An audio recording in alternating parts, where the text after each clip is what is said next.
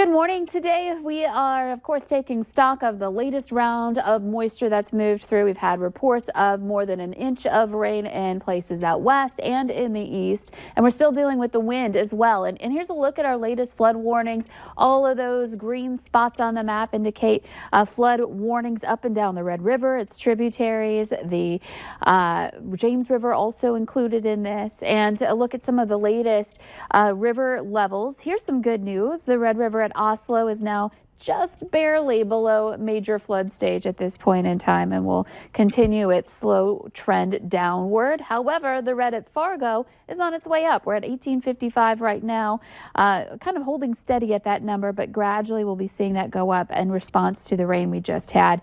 And we've got some strong winds still gusting into the 40s, a 40-mile-per-hour gust in Fargo, 41 in Grand Forks. Sisseton's at 40. That wind blowing in out of the northwest will continue here this morning. So a windy one to start off today, and in some instances one that also produces some rain and or snow. The radar showing a narrow band of precipitation that's kind of been falling over some of the same areas here this morning. It's extending from the Canadian border up by the Cavalier area back through Emerado and Grand Forks County, Castleton, and then down toward the Hankinson area as well, and then another area of rain or snow over to the east too. A look at your afternoon planner. Big difference in where you happen to be, what kind of weather you experience today. If you're out west, you're going to have some sunshine, some 40s. Out east this afternoon, still seeing the potential for an isolated area of rain or snow mixing in there, and cooler as well.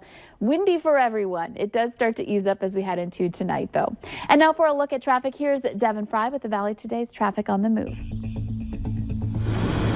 Thank you, Lisa, and good morning, Red River Valley. We're continuing to explore the roadways here in the Fargo metro area, and I don't know if you can see it very well, but a good example of the wind Lisa's talking about right now is that the stoplight in front of me here is like actually bouncing from the wind. So that's the really only thing conditions-wise to watch out for. Is sometimes that wind can move your car around a little bit, especially in the exposed areas like the overpass up ahead of me there. Those are just some examples. Now, a few things I've seen. Veterans Boulevard is looking pretty busy this morning. That's one of the busier side roadways that we've seen today, as is this one. Now, it looks like the lane closure that was right here on 17th Avenue has opened back up, and 42nd Avenue is still open today, even though it's still listed as current on the Fargo Streets website. So we're going to keep checking that out throughout the week. Now, what day is today? It is Taco Tuesday, so Ole the day at Taco John's. For your traffic on the move, I'm Devin Fry. That red light seemed to last forever there, but it is now 6:33 on our Tuesday morning. Nearly 100 veterans from North Dakota and Minnesota are back home from a fast trip to our nation's capital. They returned to a hero's welcome at Hector Airport. These latest veterans to take part in an honor flight had little downtime as they made stop after stop during their fast-paced two-day trip. I'm blessed by this reception we get here. It's unreal. We had a reception out there too, but nothing like it is here. Just something out of this world. You know, we think we're just normal people. We aren't special, but it looks like maybe we are. They are definitely special. Honor Flight raises money to pay for the trip, so there's no cost to the veterans. And for many of those who take part, this trip is their first visit to Washington, D.C. Valley News Live is proud to be a part of this event for those who have served, and we look forward to the next trip, and that is supposed to happen in the spring.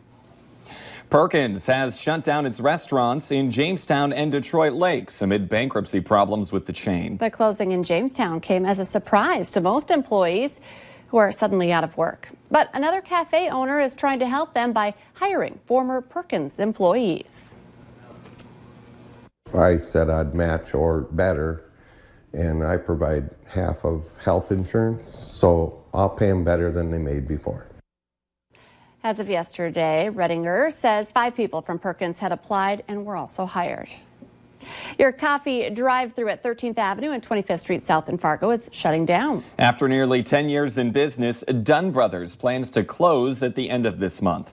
The Dunn Brothers at the 52nd Avenue South Cashwise will stay open.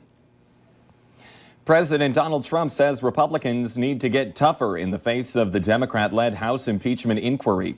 Yesterday, he said the White House needs total support from the rest of the GOP. The president's comments came after Utah's Mitt Romney became the first Republican senator to say he might support impeaching the president. In our Healthier Me this morning, scientists are cautioning that new flame retardants are just as toxic as ones they replaced. A new study found the new flame retardants have been linked to reproductive problems and lower IQ in children. Chemicals are carried through the air and water, but often at levels 10 to 100 times higher than the previous versions.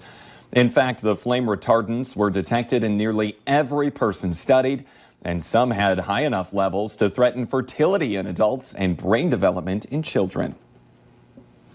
Third Drop Coffee is a local shop that takes the term family business to heart. The Valley Today's Abby Furchner joins us live from the shop this morning with more. Good morning, Abby.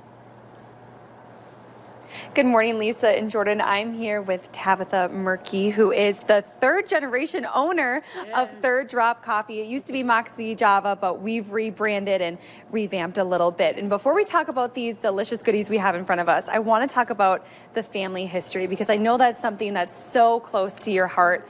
And I want to talk about the touches in here inside Third Drop Coffee, all the fun family photos. All right, so like you said, Third Drop stands for 3 generations. I'm the 3rd generation. My grandmother and my aunt started it 25 years ago. They had Freddy's Fudge and the Candy Cottage before that, if anybody's familiar with that. They decided to go into coffee, and so I started 11 years ago, and it just became home. It's home for everybody. So we do have some really cool touches. My dad actually drew like a portrait of Grandma, and we hung that in the store because you gotta have Grandma. And then we have our picture of the 3 of us. It was the last store photo she was in, so it's a good picture. I love that. And you were telling me too in the break that everybody called her Grandma. It wasn't just her kids. No. Like I had people, they would start working here and they'd be like, "Is it okay I call her Grandma?" I'm like, "It'd be weird if you didn't," because everybody called her Grandma. She would be so excited for this. She would love it. I wish she could see it and just be here, because God, she'd be happy. I just love that. This just makes the coffee even sweeter knowing the story behind it. But really quick, we have our oat milk latte, which is super unique, but we got to talk about these cookies the pumpkin because cookies. they're not all year round. No, we only have them for like 5 or 6 holidays, and it's only for that season. So we do the pumpkin cookies for Halloween and Thanksgiving. Wow. We already have people asking for them because they're just so good. So you're going to want to come out Friday. You'll start selling them. So you're going to want to come grab one before they're all gone. But we will talk a little bit more about some of the fun coffees you can get here at Third Drop Coffee in just a few minutes. I literally was just talking about how I hope they have pumpkin goodies there, and they delivered. She's very excited about that. Abby Furchner reporting live. Thank you very much.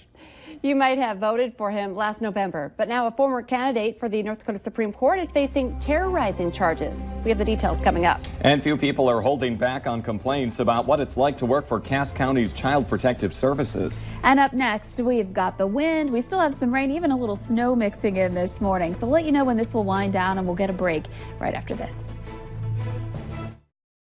You're watching Valley News Live on TV, online, and on the go. Always on, wherever you are, whenever you need to know.